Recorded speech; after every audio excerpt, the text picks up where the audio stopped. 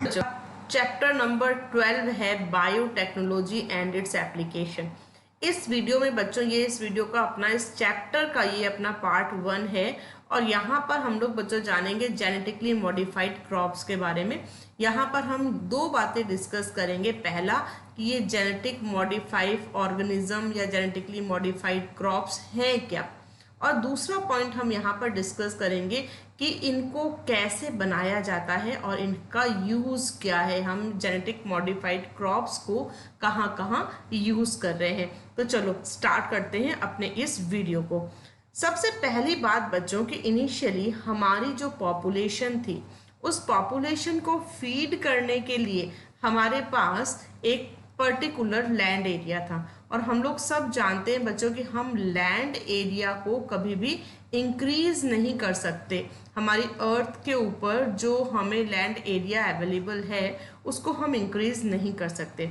तो इनिशियली जो हमारी पॉपुलेशन थी उस पॉपुलेशन का पोषण करने के लिए, उस पॉपुलेशन को फीड करने के लिए जो लैंड एरिया था वहाँ जितनी भी क्रॉप प्रोडक्शन था वो क्रॉप प्रोडक्शन या उत्पादन हमारे लिए सफिशिएंट था, पर्याप्त था। लेकिन धीरे धीरे पॉपुलेशन तो इंक्रीज होती गई बट लैंड एरिया तो लिमिटेड था, ये तो सीमित था, लिमिटेड था। तो इस इंक्रीज्ड पॉपुलेशन के लिए, ये हमारी जो बढ़ी हुई पॉपुलेशन है, बढ़ी हुई जनसंख्या है, इस इंक्रीज्ड पॉपुलेशन को पोषण देने के लिए हमारा लैंड एरिया कम पड़ने लगा, है ना। तो अब इसका क्या इम्पैक्ट हुआ कि भाई हमारे पास पर्याप्त मात्रा में जो खाद्यान्न था उस खाद्यान्न का यानी कि फूड का उत्पादन होना कम हो गया। खाद्यान्न उत्पादन यानी कि फूड प्रोडक्शन जो है वो हमारा कम होने लगा। तो अब बात आई कि भाई इस फूड प्रोडक्शन को इंक्रीज कैसे करें। लैंड एरिया तो हमारा इंक्रीज हो नहीं सकता, तो हम इस फूड प्रोडक्शन को कैसे इंक्रीज करें, ये हमारे सामने एक बहुत बड़ी एक प्रॉब्लम थी। ठीक है, तो क्या हुआ कि हमारे सामने एक कंसेप्ट आया। वो कंसेप्ट था ग्रीन रिवॉल्यूशन यानी कि हरित क्रांति। अब इस ग्रीन रिवॉल्यूशन या हरित क्रांति से रिजल्ट क्या हुआ इस हरित क्रांति का, ग्रीन रिवॉल्यूशन का, कि हमारा जो फूड प्रोडक्शन था वो 3 गुना बढ़ गया, ट्रिपल हो गया। हमने इतनी बड़ी सफलता यहाँ पे प्राप्त की कि जो हमारा लिमिटेड लैंड एरिया था, सीमित लैंड थी, जो जमीन थी, उस लिमिटेड लैंड एरिया से हमारा प्रोडक्शन ट्रिपल होने लग गया। तो ये पॉसिबल कैसे हुआ? तो बच्चों यहाँ पर कुछ पॉइंट्स हमें ध्यान देने हैं कि ये जो इंक्रीज्ड यील्ड थी, बढ़ी हुई उत्पादन था, ये कैसे पॉसिबल हुआ। तो यहाँ पर बच्चों 3 काम किए गए। पहला काम था कि हमने जो क्रॉप वेराइटीज यूज करी दैट आर इम्प्रूव्ड, यानी कि हम क्या कर रहे थे, यहाँ पर हाइब्रिड्स को यूज कर रहे थे।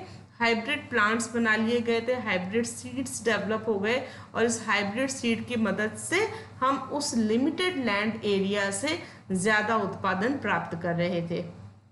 दूसरा काम हमने क्या किया, यहाँ पर दूसरा काम हुआ हमारा कि बेटर मैनेजमेंट प्रैक्टिसेस, जो खेती करने की तकनीकें थी उसको हमने बहुत इम्प्रूव किया टेक्नोलॉजी की हेल्प से, मशीन्स की हेल्प से, है ना। तो उसके कारण हमारा जो प्रोडक्शन था वो कभी भी खराब नहीं हो रहा था और हम बेटर कर पा रहे थे।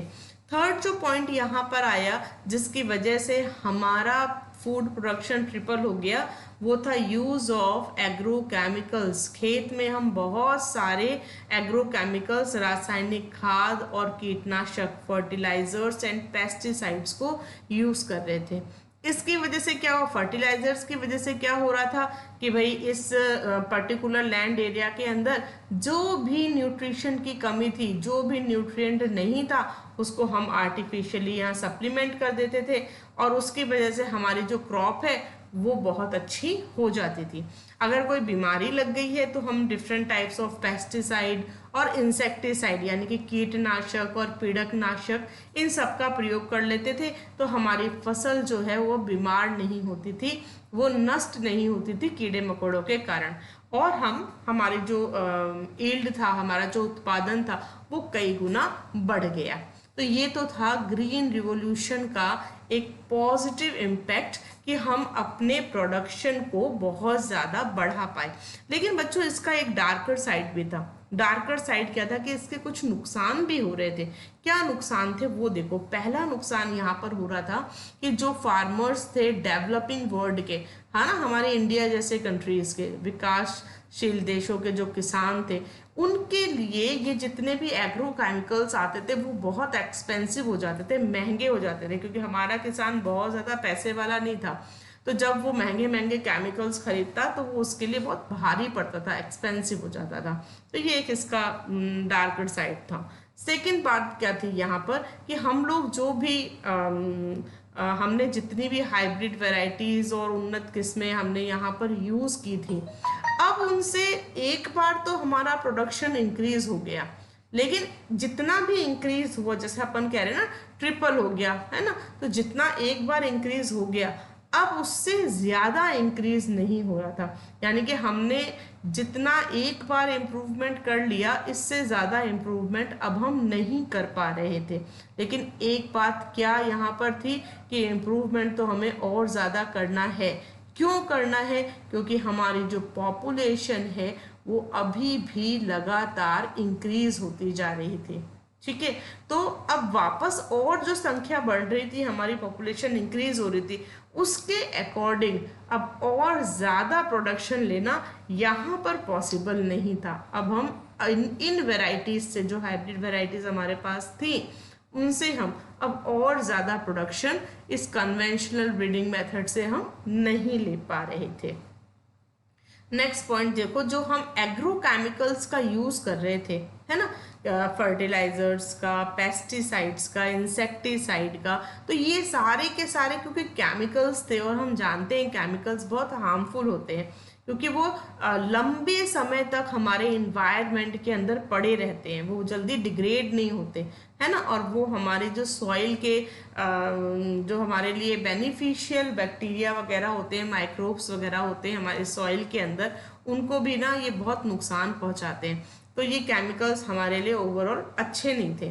तो इसका इम्पैक्ट क्या पड़ रहा था? इसका नेगेटिव इम्पैक्ट पड़ रहा था हमारे एनवायरनमेंट के ऊपर। ठीक है, तो हार्मफुल इफेक्ट था फर्टिलाइजर्स, और जो भी हम दूसरे रसायन प्रयोग कर रहे थे वो सारे के सारे हमारे पर्यावरण के ऊपर बहुत हानिकारक प्रभाव डाल रहे थे। तो ये थे हरित क्रांति के नेगेटिव इम्पैक्ट या डार्कर साइड, कि जहाँ पर हमें कुछ कुछ नुकसान भी हो रहा था इस हरित क्रांति का। तो अब प्रोडक्शन नहीं बढ़ रहा था, दो बातें हो गई कि एक बार जितना बढ़ना था प्रोडक्शन उतना तो बढ़ गया, अब और ज़्यादा प्रोडक्शन हमारा बढ़ नहीं रहा था। और दूसरी बात क्या थी कि ये हमारे लिए बहुत हार्मफुल भी था, हमारे लिए बहुत नुकसानदायक भी था। तो फिर हमारे जो साइंटिस्ट थे उन्होंने कुछ और नया सोचा। क्या नया सोचा? उन्होंने सोचा कि क्यों ना हम ऐसा करें कि हम हमारी क्रॉप्स को जेनेटिकली मॉडिफाई कर दें, यानी हम अपनी फसलों को आनुवंशिक रूप से रूपांतरित कर दें। इसका क्या मतलब है इसको समझना, कि हम हमारी फसलों के अंदर जो हमारा फसल का डीएनए है, जो हमारे जीन्स हैं, इन जीनों को ही हम ट्रांसफॉर्म कर दें, इनको ही हम बदल दें, और ऐसे बदले कि हमारा जो प्रोडक्शन है वो बहुत ज़्यादा बढ़ना पॉसिबल हो जाए, बहुत ज़्यादा हमारा यील्ड बढ़ना शुरू हो जाए। तो वैज्ञानिकों ने ये एक नई बात सोची, और ऐसा नया सोच के उन्होंने जेनेटिकली मॉडिफाइड ऑर्गेनिजम्स, जीएमओ, आनुवंशिक रूपांतरित जीवों को पैदा करना शुरू किया। ठीक है, अच्छा, किन जीवों को उन्होंने जेनेटिकली मॉडिफाई किया? उन्होंने प्लांट्स को, बैक्टीरिया को, फंजाई को और कुछ एनिमल्स के जीन्स को ऑल्टर कर दिया, उनके जीन्स को ऑल्टर कर दिया, उसको मैनिपुलेट कर दिया, और ऐसे जीवों को कहा जेनेटिकली मॉडिफाइड ऑर्गेनिजम्स। ठीक है, तो ऐसे जीवों को जिसके जीन्स को हमने मॉडिफाई कर दिया, जीन्स को हमने रूपांतरित कर दिया, उनको कहा गया आनुवंशिक रूपांतरित जीव। क्लियर? चलो, अब ये जो हमने आनुवंशिक रूपांतरित जीव पैदा किए, इनसे हमें बहुत सारे फायदे हो रहे हैं और इनके ऊपर और रिसर्च भी चल रही है। तो जो फायदे हम आज की डेट में ले पा रहे हैं वो देखो आप, उनको आपको याद करते हुए चलना है। तो सबसे पहला फायदा अभी हम लोग क्या ले पा रहे हैं कि हमने ऐसी क्रॉप्स डेवलप कर दी जो क्या कर सकती है, जो ज़्यादा टॉलरेंट है एबायोटिक स्ट्रेसेस के लिए। एबायोटिक स्ट्रेस, एबायोटिक कंडीशंस क्या है, जैसे टेम्परेचर, वाटर स्कैरिसिटी, है ना, सॉल्ट ज़्यादा होना, हीट ज़्यादा होना, यानी कि ताप, ठंडा, सूखा, लवण, इन सब के प्रति वो जो फसलें हैं वो ज़्यादा सहिष्णु है, यानी कि वो क्या कर रही हैं, ज़्यादा टॉलरेट कर रही है। अगर बहुत ज़्यादा टेम्परेचर डाउन हो गया है, बहुत सर्दी पड़ रही है, तो भी हमारी फसलों के ऊपर बहुत ज़्यादा इम्पैक्ट नहीं आएगा। सूखा पड़ गया, पानी की बहुत कमी आ गई, तो भी हमारी फसलें अच्छा उत्पादन दे देंगी। मिट्टी के अंदर नमक की मात्रा ज़्यादा है, मिट्टी लवणीय है, तो भी हमारी फसलें अच्छा उत्पादन देंगी, है ना। तो हमने क्या किया, हमने क्रॉप्स के अंदर कुछ ऐसे जीन्स डाल दिए जिसकी वजह से वो हमारी जो क्रॉप्स हैं वो बहुत ज़्यादा टॉलरेंट हो गई एबायोटिक स्ट्रेसेस के लिए। ठीक है, तो पहला काम हमने ये किया और इसका हमें फ़ायदा मिल रहा है। दूसरा काम क्या किया कि हमने कुछ ऐसी क्रॉप्स डेवलप कर ली जो पेस्ट रेजिस्टेंट थी, यानी कि हमारे पौधे के ऊपर, हमारी फसल के ऊपर बीमारी लगेगी ही नहीं। हमारी जो फसल है वो ही ऐसी है कि वो पीड़कनाशी के रूप में काम कर रही है ना, उसके ऊपर बीमारी लग ही नहीं रही है। तो इससे क्या फ़ायदा हुआ कि हम केमिकल पेस्टिसाइड्स के ऊपर हमारे जो डिपेंडेंसी थी, हमारी जो निर्भरता थी वो कम हो गई। तो हम रासायनिक पीड़कनाशकों पर जो है वो कम निर्भर हो गए, है ना, क्योंकि हमारी फसलें खुद ही अपने आप को बीमारियों से बचाने लग गई। नेक्स्ट देखो क्या फ़ायदा हुआ कि हमने क्या किया कि हमने जो जेनेटिक मॉडिफिकेशंस किए उसके कारण हम पोस्ट हार्वेस्ट लॉसेस, यानी कि हमारी जो फसल कटती थी, कटने के बाद में हम जो हमारा जो खाद्यान्न था, फूड था, ग्रेन्स थे, उनको हम जब स्टोर करते थे तो बहुत से नुकसान हो जाते थे, है ना, उसमें कीड़े लग जाते थे, है ना, या वो खराब हो जाते थे, या उसकी वायबिलिटी कम समय तक रहती थी। तो ऐसी बहुत सी चीज़ें होती थी। तो जो कटाई के पश्चात होने वाले नुकसान थे, पोस्ट हार्वेस्ट लॉसेस, उनको भी हम लोग कम करने में सफल हो गए। नेक्स्ट पॉइंट देखो, increased efficiency of mineral uses by plants. देखो हमारे पास जो सॉइल एरिया है, इस सॉइल एरिया के अंदर, मिट्टी के अंदर तरह तरह के मिनरल्स प्रेजेंट होते हैं, खनिज यहाँ पर प्रेजेंट होते हैं। ठीक है, पर हमारे जो पौधे हैं वो हमने कैसे डेवलप कर लिए कि अगर किसी मिनरल की यहाँ पर कमी है, यानी कि कोई भी मिनरल अगर यहाँ पर लो अमाउंट में उपस्थित है, कम मात्रा में उपस्थित है, तो भी हमारा प्लांट जो है उसको इफिशिएंटली यूज कर लेगा। ठीक है, तो अगर कम मात्रा में कोई खनिज है, कोई मिनरल है, तो भी हमारा प्लांट उसको यूज कर लेगा। दूसरी बात, यहाँ पर वो जो भी मिनरल्स हैं उनको बहुत ही इफिशिएंटली यूज करेगा, है ना। इफिशिएंटली मतलब बहुत अच्छे से यूज करेगा कि वो मिनरल जो है जल्दी खत्म नहीं हो, मिट्टी से वो मिनरल जल्दी खत्म नहीं हो। इसका फायदा क्या होगा, इसका फायदा होगा कि हमारी मिट्टी की जो फर्टिलिटी है, जो उर्वरकता है, वो लंबे समय तक बनी रहेगी, उर्वरकता लंबे समय तक बनी रहेगी। ठीक है, तो हमने ऐसे प्लांट्स डेवलप किए जो बहुत इफिशिएंटली मिनरल्स का यूज करते थे। नेक्स्ट पॉइंट देखो, इन्हेंस्ड न्यूट्रिशनल वैल्यू। हमने क्या किया, पौधों के पोषण स्तर को बढ़ा दिया कि भाई हमने ऐसे राइस डेवलप कर लिए जिसके अंदर हमें विटामिन ए अपने आप मिल रहा है ना, विटामिन ए वाले हमने ऐसे राइस को डेवलप कर लिया। तो हमने पौधे ही ऐसे बना दिए कि भाई हम चावल खा रहे हैं तो हमारा विटामिन ए उससे अपने आप पूरा हो जाएगा। और ये पॉसिबल किससे हुआ, जेनेटिक मॉडिफिकेशन से। एक बहुत इंपॉर्टेंट बात, यहाँ तक तो हमने जो चीज़ें पढ़ी वो ठीक है। अब देखो हमने जेनेटिक मॉडिफिकेशन से एक और काम किया।